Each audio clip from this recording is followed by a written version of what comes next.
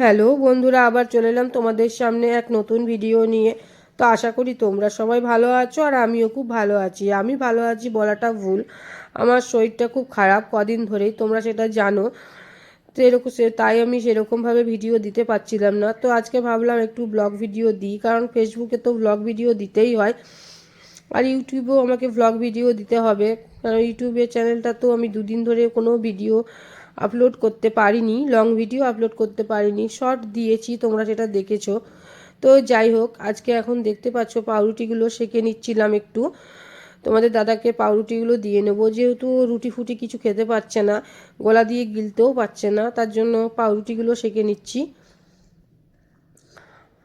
তারপর ওকে দেখো দুধটাও জাল দিচ্ছি, এইদিকে দুধ আর পাউরুটি দিয়ে নেবো, তারপর ডিমটা সেদ্ধ বসিয়ে দেবো। আর তোমাদের যদি ভিডিওটা ভালো লেগে থাকে অবশ্যই লাইক কমেন্ট শেয়ার করতে কিন্তু ভুলো না। আর আরও নতুন নতুন ভিডিও পাওয়ার জন্য অবশ্যই চ্যানেলটাকে ফলো করে নেবে।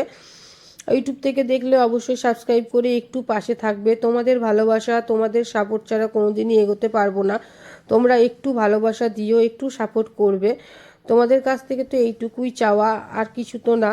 তো যাই হোক, এখন দেখো পাউরুটিগুলো নিয়ে নিলাম। এবার ডিমটা সেদ্ধ বসিয়ে কোকোকেও খেতে দিতে যেতে হবে। আর এদিকে মেয়েটাকে একটু চিকেন আনতে পাঠিয়েছি, কারণ কদিন ধরে সেরকমভাবে খাওয়া দাওয়া কিছুই হচ্ছিল না আমাদের, যেহেতু দুজনই বিছানায় পড়েছিলাম, কে কাকে দেখবে বলো, সেরকম হয়েছিল ঘরের অবস্থা। আর এখন ডিমটাকে সেদ্ধ বসিয়ে আমি এবার কোকো সোনার কাছে চলে যাব। কোকো সোনার সকাল থেকে কিন্তু দুবার খাওয়া হয়ে গেছে, এবার যেটা খেতে দেবো সেটা তিনবার। হ্যাঁ, তিনবার পর তারপরে একবারে ভাত দিয়ে দেবো ওকে। কেন এতবার স্যারেলেক খাচ্ছে 2 ঘন্টা বাদ বাদ, মানে অতিরিক্ত। আর এদিকে দেখো মেয়ে চিকেন নিয়ে ঢুকে গেল, আর কোকো সোনাকে দেখো খাচ্ছে আর ওই জায়গাটাতে ঠিক ঘুমিয়ে পড়ছে। আর এখন আমাকে দেখে নিয়েছে, মানে ও বুঝে গেছে যে খাবার দেওয়ার লোক চলে এসছে, এবারে চিল্লাতে থাকবে আমার সামনে। এবার দেখবে খালি চিল্লাবে, আর ওদিকে ওর খাবারটা আমি গুলে নিচ্ছিলাম, আর ও পুরো জোরে জোরে চিৎকার করবে।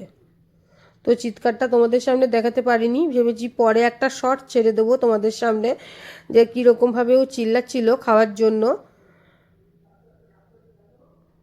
আর ওখানেই বসে থাকবে, ওখান থেকে নড়াতে কেউ পারবে না, ওখান থেকে কেউ যদি টানতে যায় তাকেই চিল্লাবে। তো যাই হোক, ওকে এবার খেতে দিয়ে নিই, কারণ ওরও খুব জোর খিদে পেয়ে গেছে।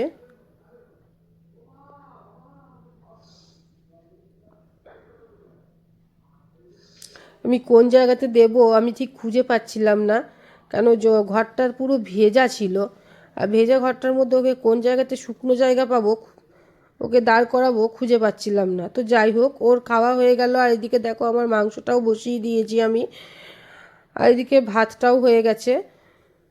আর এখন দেখো ও নিচে চলে এসছে আর আমার কাছে রান্নাঘরে এখন বসেছে। এখন মাংসর গন্ধ পেয়ে বাবুর খিদে পেয়ে যায় আবার, আমাকে যা চিল্লাচ্ছিল সেই সময় গো রান্না করতে করতে।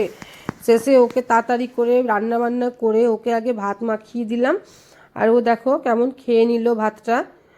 এই বাটিতে কিন্তু অনেকটাই ভাত ছিল। তো এখন ভাত অল্প একটু মাংস দিই, বেশি দিই না ওকে, সেদ্ধ করে দিই সব কিছু, ওর আলু মাংস সব সেদ্ধ করে। তো এখনকার মতন টাটা।